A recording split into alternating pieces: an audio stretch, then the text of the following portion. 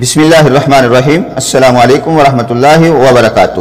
پیارے ناظرین، محترم خواتین و حضرات، آپ نے عشرہ مبشرہ کا نام یا ذکر تو ضرور سنا ہوگا اور آپ میں سے شاید کچھ جانتے بھی ہوں۔ یاد رہے، اس ویڈیو میں عشرہ مبشرہ کی وجہ تسمیہ اور مختصر تعارف پیش کیا گیا ہے۔ پیارے ناظرین، نہایت ہی آسان الفاظ میں سمجھا دیتا ہوں کہ عشرہ مبشرہ کا کیا مطلب ہے۔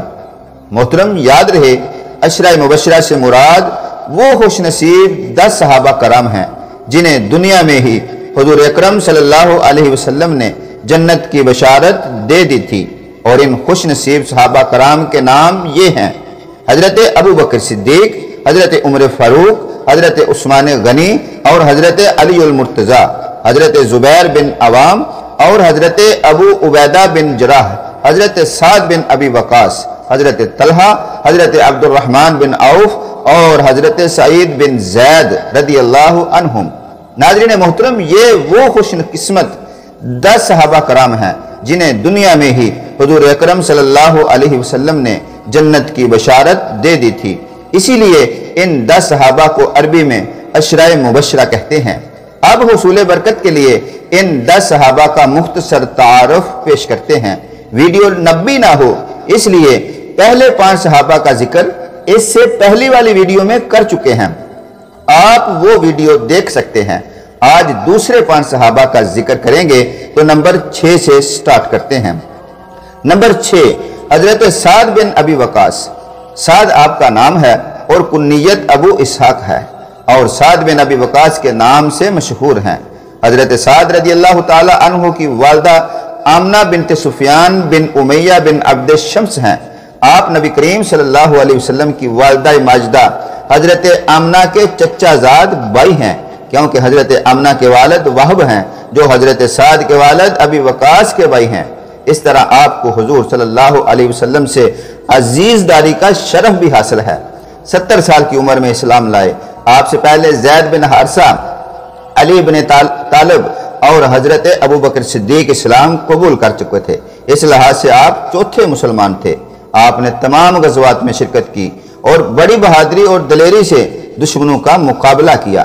حضرت سعد کے بہادرانہ کارنامے تمام صحابہ کرام کی نظر میں تھے، اسی لیے حضرت عمر کے زمانے میں جب ایرانیوں کے غرور نے مسلمانوں کو پوری قوت سے ایرانی شہنشاہی سے ٹکر لینے پر مجبور کیا تو سپہ سالاری کے لیے سب کی نظریں حضرت سعد پر پڑ رہی تھیں۔ حضرت عمر نے انہی کا انتخاب کیا اور اسلامی لشکر کی قیادت انہیں سونپی۔ مدینہ منورہ سے حضرت عمر رضی اللہ تعالی عنہ نے حضرت سعد اور اسلامی لشکروں کو رخصت کیا اور قائد لشکر سے یوں مخاطب ہوئے: اے سعد، اس بات سے کہیں دھوکے میں نہ آ جانا کہ میں رسول پاک کا ماموں ہوں، ان کا ساتھی ہوں۔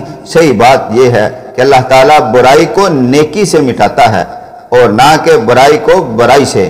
اے سعد، اللہ تعالیٰ سے کسی کو کوئی رشتہ داری نہیں ہے، بندے کا اللہ تعالیٰ سے تعلق صرف اس کی اطاعت کی وجہ سے ہے۔ نمبر 7، حضرت ابو عبیدہ بن جراح رضی اللہ تعالی عنہ۔ عامر بن عبداللہ بن جراح بن بلال بن آہب بن عتبہ بن حارث بن فہر بن مالک بن نفر بن کنانہ بن خزیمہ امین الامہ، سبحان اللہ، یہ سارے آپ کے لقب ہیں۔ آپ کی والدہ کا نام امیمہ بنت غنم بن جابر تھا جو قبیلہ بنی حارث اس سے تعلق رکھتے تھے۔ آپ کے والد کا نام عبداللہ تھا جو کہ بحالت کفر میں آپ کے ہی ہاتھوں قتل ہوئے، جبکہ آپ کی والدہ مسلمان ہو گئی تھیں اور ان کا شمار صحابیات میں ہوتا تھا، سبحان اللہ۔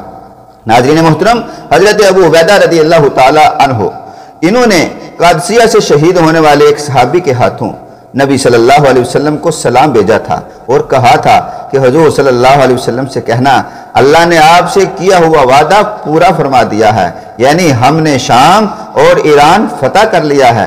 یہ صحابہ کرام کا عقیدہ تھا۔ نمبر 8، حضرت طلحہ رضی اللہ تعالی عنہ۔ حضرت طلحہ ہجرت نبوی سے 24 سال قبل 596 عیسوی میں پیدا ہوئے۔ آپ کا پورا نام حضرت طلحہ بن عبید اللہ تھا، والد کا نام عبید اللہ تھا۔ آپ کی کنیت ابو محمد اور لقب فیاض تھا۔ آپ مشہور صحابی حضرت زبیر بن عوام کے اسلامی بھائی تھے اور آپ بہت مالدار بھی تھے۔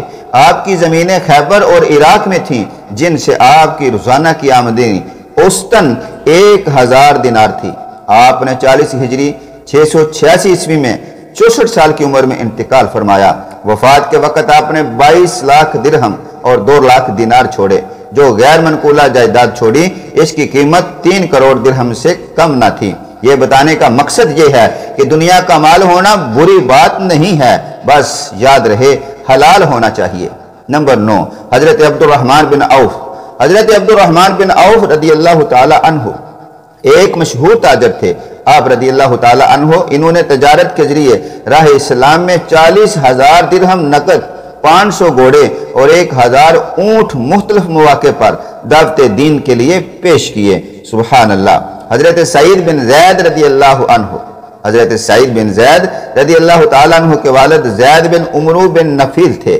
ناظرین محترم، یہ بات یاد رہے، عشرہ مبشرہ میں شامل 6 صحابہ کرام شہادت کے رتبے پر فائز ہوئے۔ 4 صحابہ نے شہادت کے بغیر وصال فرمایا۔ ہمیشہ کی طرح ان الفاظ کے ساتھ اجازت چاہوں گا۔ اللہ تعالیٰ آپ کو ان جنتی صحابہ کے ذکر کی برکت سے ہمیشہ ایمان والی زندگی عطا فرمائے، اور آپ جہاں رہیں خوش رہیں۔ اللہ ہم سب کا حامی و ناصر ہو۔ ملتے ہیں نیکسٹ ویڈیو میں۔